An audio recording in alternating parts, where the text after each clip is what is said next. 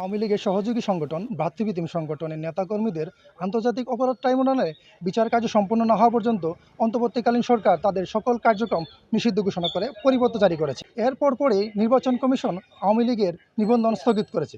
সাধারণ জনগণ, রাজনৈতিক নেতাকর্মীগণ কি বলছেন নির্বাচন ও সংস্কার নিয়ে, অন্তর্বর্তী সরকারের কার্যক্রম নিয়ে, সব বিষয়ে জানবো আজকে সুনামগঞ্জের হাওর অঞ্চলবাসীর কাছ থেকে।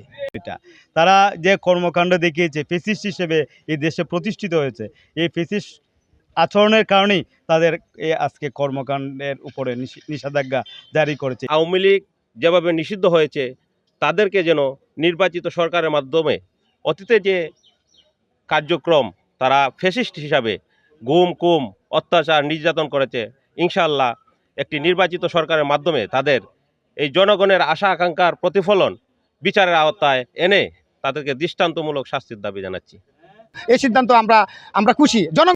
জনগণের এই যে প্রত্যাশা ছিল যে আওয়ামী লীগকে নিষিদ্ধ করা হোক, এই বাংলাদেশ একটি সুন্দর একটি নিরপেক্ষ নির্বাচনের মাধ্যমে একটি ভালো সরকার আসবে, জনগণের শান্তি হবে, এটি মানুষ চায়। আশা করি যদি যে সরকার আগামীতে আসবে তারাও যদি আওয়ামী লীগের মতো ভুল করে তাদের আরও বেশি খারাপ হবে। আশা করি আওয়ামী লীগের এইসব দেখে শিক্ষা হওয়ার দরকার যে জনগণের পাশে থাকতে হবে, জনগণের সেবা করতে হবে, মানুষকে ভালোবাসতে হবে। ইন্টেরিয়ম সরকার যে সিদ্ধান্ত নিয়েছে আওয়ামী লীগের ব্যাপারে, এটা হলো বিগত 17 বছরের সাধারণ মানুষ, সাধারণ জনগণ এবং সকল রাজনৈতিক দলের চাওয়া। তো 17 বছর আওয়ামী লীগ সরকার যে অত্যাচার, জুলুম, নির্যাতন মানুষের উপর করেছে, তারই প্রতিফলন হয়েছে গতকালকের একটি রায়ের মাধ্যমে। এই রায়ে আমি সাধুবাদ জানাই এবং আমি মনে করি শুধু রাজনৈতিক দল না, সাধারণ জনগণও এই রায়ের পক্ষে।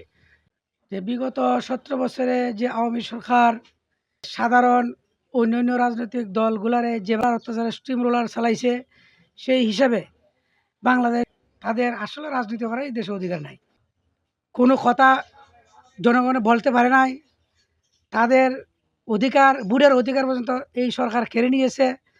সেই জন্যই বাংলাদেশ আওয়ামী লীগ নিষিদ্ধ করছে, সাধারণ জনগণ স্বস্তি ফিরে পাইছে, সাধারণ জনগণের মনে শান্তি হয়েছে। আওয়ামী লীগ যে অপরাধ করেছে, আওয়ামী লীগ যেভাবে গণহত্যা করেছে, এটুকু শাস্তি পাওয়া দরকার। আমি মনে করি তাদের শাস্তি পাওয়া প্রয়োজন।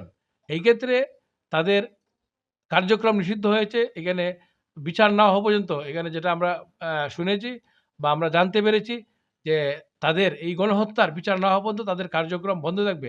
আমি আসলে এই বিষয়টার সাথে আমি একমত।